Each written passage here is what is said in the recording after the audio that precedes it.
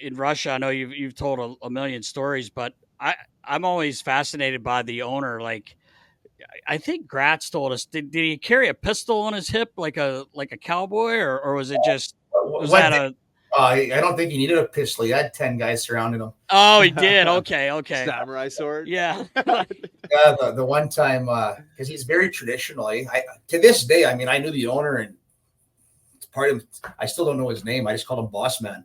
Yeah. Uh, but they were really very traditional. So I remember one time, and I'm not a tall guy, but he was shorter than me. But I don't know. I'm sure you're the same with yourself, Riley.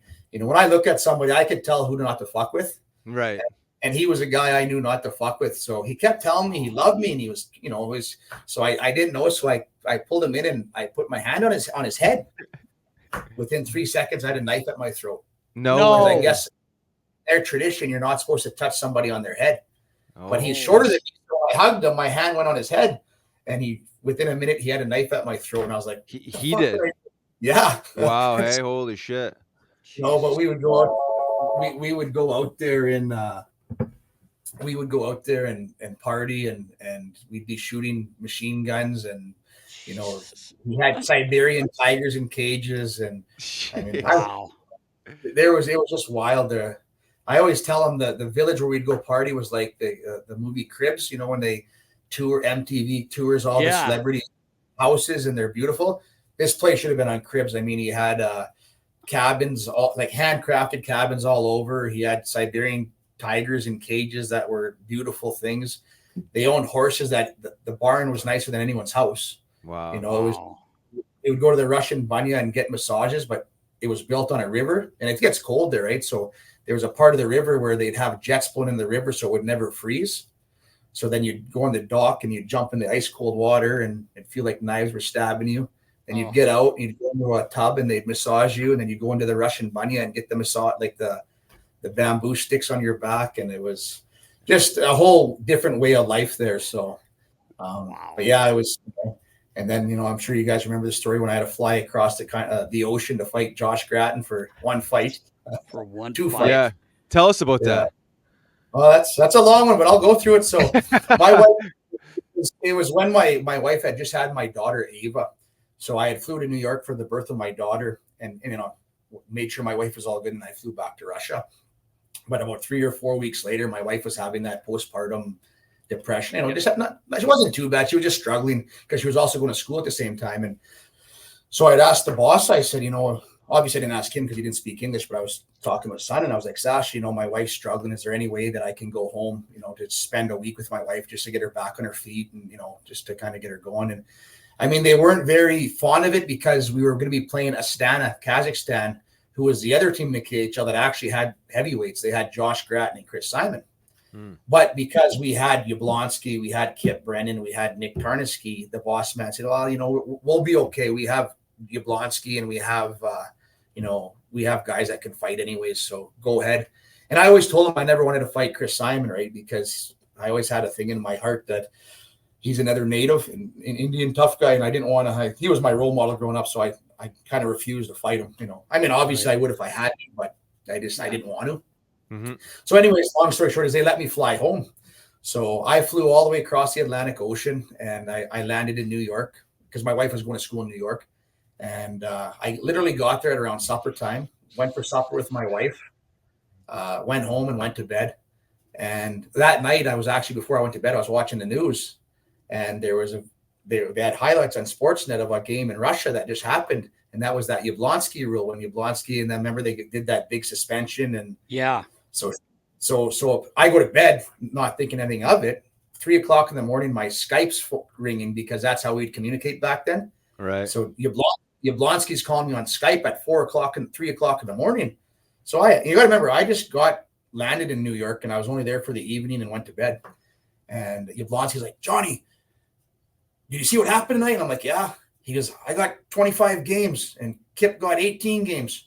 You got to be here for Friday. So Russia is already Thursday and they're 12 or 14 hours ahead of us. So I'm like, I can't go there. I said, I just got here. My wife will kill me. And then he's like, just answer your phone. Sasha's going to call you. So about 3 minutes later, Sasha calls me. It's like 3:30 in the morning. He's like, Johnny, you have to come back. My father says, come back now and we'll make it worth your while. So here I am at 4:00 in the morning, just got to New York, and I'm on the computer trying to book flights. I can only find a flight out of Rochester, New York, because I'm in Syracuse. And it leaves at like 6 in the morning. So I have to wake my wife up and say, babe, I got to go back. So I've really only been home for 12 hours. And she's like, what? And I said, I'll be back in a couple of days. So I ended up booking a flight out of Rochester. Oh, no, I called Sasha because I'm cheap. I was making like good money there. And I was like, Sasha, I only found a first class flight and it's like 12 grand. Just get it. And I said, I'm not spending 12 grand on it. Just get it. You'll get reimbursed. So I booked this flight anyways. So anyways, I fly from Rochester. I had to get a ride at 4:00 in the morning from Syracuse to Rochester to get to the airport. And then I flew from Rochester to LaGuardia, landed in LaGuardia, and then I had to fly to Warsaw, Poland, that's like the long 12-hour flight. Jeez. So I land in Warsaw, Poland. You got to remember, this is Friday now. And it's like 3 p.m. in the afternoon, and the game's at 7:30, and I'm in Warsaw, but I missed my connecting flight to Moscow. Oh, my God.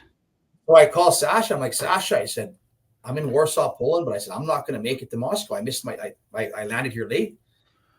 Talk to somebody, figure it out. So anyways, I ended up having to talk to the agent, and ended up going to St. Petersburg in Russia. And then from St. Petersburg, I had to go to Moscow. So I landed in Moscow at literally 5:30 p.m. and the game's at 7:30. I still got to drive 2 hours. Oh, my God. I called Sasha. I said, Sasha, I'm in Moscow, but I said, I just landed. He's like, leave your luggage. We'll send someone to get it after. Just run outside. There's an entourage waiting for you. So I go outside, and they got 2 cop cars, one in the front, one in the back, and then they have like an Escalade, like a vehicle. So I jump in there, and the cops detour me through Moscow to get to the game. And I literally get to the arena at about 7:15. And I guess there was a rule in the KHL that you had to be in warmups to play the game. So I had to run into the dressing room and get the team's already on the ice warming up. And I run to the dressing room and I get dressed as fast as I can. I don't even think I put shoulder pads on or elbow pads, and Jeremy's tying my skates for me. And because I got to get out there. So I literally get on the ice. There's about 2 minutes left in the game, and I do 2 laps. And I remember I got a standing ovation, and then I come off and I faint. I've been up for 36 hours. And my God. Oh no. I'm puking in the garbage, and I'm trying to throw water in my face, and I'm like, fuck, I've been up for 2 days. And then I get called into Alexei Zamnov, was our GM at the time, and who was our head coach? You'd know him. I can't remember. He was a tough guy too. So anyways, I get called into the coach's office, and they're like, you know what we brought you here for, right? And I'm like, yep.